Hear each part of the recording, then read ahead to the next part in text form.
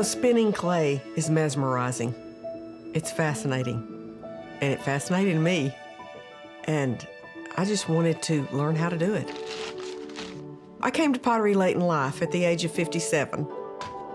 My husband bought me a set of videos, and he set up my studio. And so I would come in, watch the videos, go out and try, and I just kept on doing that.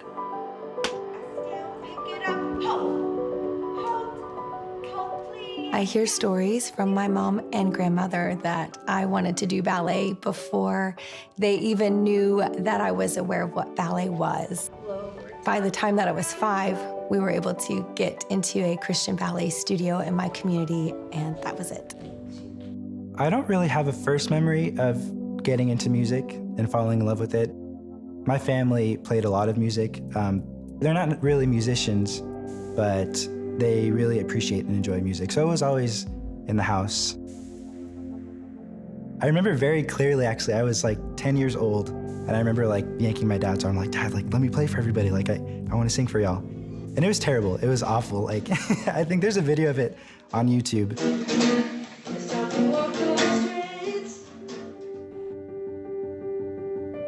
I've trained in the RAD and Cicchetti as well as the Vaganova methods of classical ballet.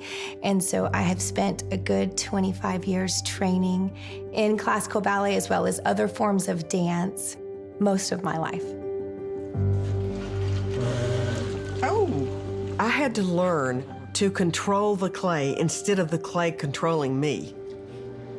I would begin to, for example, try to throw a cup. It would end up as a jar or a bowl. I was determined to master the wheel, and so I really wasn't intimidated by it.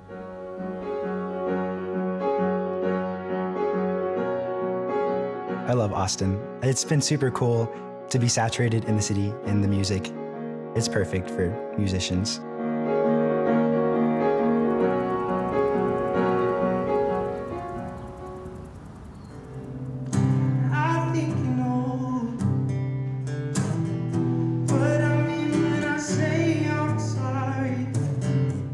The first time I heard my song on the radio was a really surreal experience. The radio host, her name is Laura Slow. She'll have Texas-based artists, and she'll play their music. Whenever I'll release something, I'll send it her way, and she'll play it on that show that she does.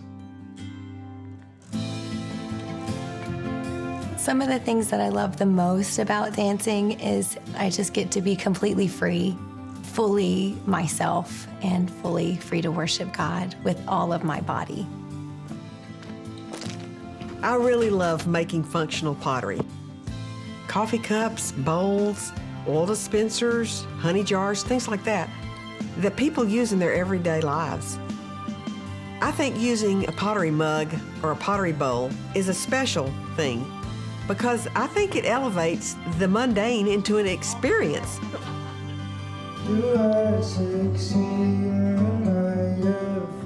I think what I love most is creating something that wasn't there and like putting it out there. And I think lyrically, it is one of the best ways that I can like articulate exactly what I feel and what I think, because that's not something that comes naturally to me. Classical ballet, it's very demanding and rigorous, and perseverance is one of the biggest character traits that's going to help you to be successful when you literally fail, to keep going. When things get challenging, if it's teaching students or running a business or just getting myself on stage for that next dance, when it gets hard and when I want to quit and those thoughts happen, when I check my feelings to my purpose and what God's called me to do, it helps me to continue on. There are times where I'm super inspired by a person or a song, and that makes me want to create and make something. But other times I just don't want to, and it's not always natural. So sometimes I just have to sit down if I don't want to and just make something.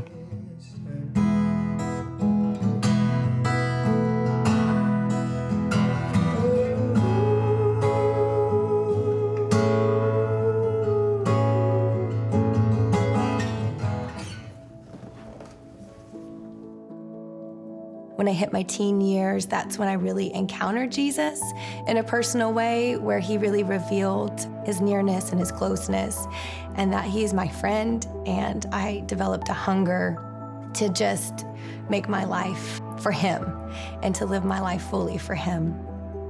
I know that God's with me. I think it can be hard to feel at times, but it's super loving of him to be able to feel him in his presence with me. I was raised in a church-going home, but I didn't become a believer until I was 27. I'm still learning who Jesus is to me, I think, and still learning to believe what's true about him and his posture towards me as his friend and his son. When I dance, it's for him, and I do believe that brings him joy. That's a good one. I definitely believe my passion for music and creating was instilled in me. It's not on my own. I think God creates people with creative gifts because he's a creative God. And I think that he finds joy giving a little bit of himself into his creation on earth to express his creativities. I think God delights in watching us create. He doesn't make us all the same. He makes each one of us unique and different with a different set of gifts and talents. A person's creativity can really glorify God. Without him, there's not meaning or purpose in anything that I do. And so anything that I do that there is a celebration of victory or success, he's the root behind it. I don't think God made me to be a musician. I think he made me to be a son. And that's like where my identity should be placed. It shouldn't be placed in my own abilities or gift or musicianship. I think God has a plan for my life, and I want to be moldable. I don't want to be stubborn and stiff so that he has to really apply lots of pressure. I want to be like moldable clay in his hands so that he can do what he wants to do. My hope for the future with God is just to be shown who he is and who I am in him and grow in him and whatever it is that I'm doing. I think my biggest dreams for my future as a dancer would just be that people will not see me, but that they will see him through me, that he gets all the glory as I tell his story through my dancing. Wow, such a beautiful piece. I just got back from a Christian young adult retreat.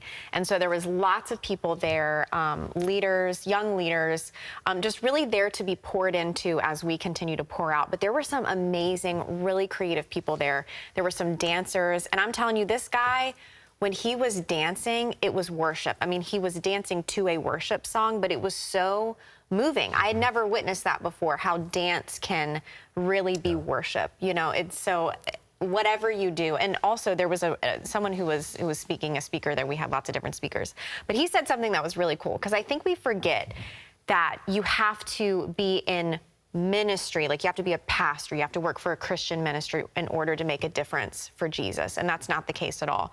And he said, we are all in ministry. Our paychecks just come from different places. We're all in ministry because we're all ambassadors for Christ. Yeah, true. And that was beautiful how we can use the talents God has given us, many of these artistic talents, for his glory. I mean, I want you to stay tuned to the show too, because we have a question coming up from a viewer who says, I feel disconnected from God. What do I do? And doing things for his glory with what he's given us is one way. I love how that lovely lady who's the potter, 57 years old, I think, she discovered something she didn't even know she had an interest or skill in, and now it's giving her such great fulfillment, and she does it for the glory of God. And what are the gifts and skills and interests that God has deposited in us, and Are we using them for his glory and our joy? Yeah, and I mean, God is so creative. He's so artistic. So of course, he would enjoy seeing his sons and daughters living out their creativity, which ultimately was his in the first place. So I really loved that. Amen. Yeah. Well, we want to give a big thank you to our friends at Story Partners, by the way, for sending us the story you just watched. And if you want to see more stories like this one,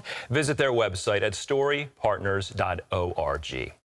Hey everyone, I'm Ashley Key. Thank you so much for watching this video. Be sure to like, subscribe, and hit the notification bell so we can reach more people with encouraging content like you just watched, and so you never miss a beat. See you next time, and God bless.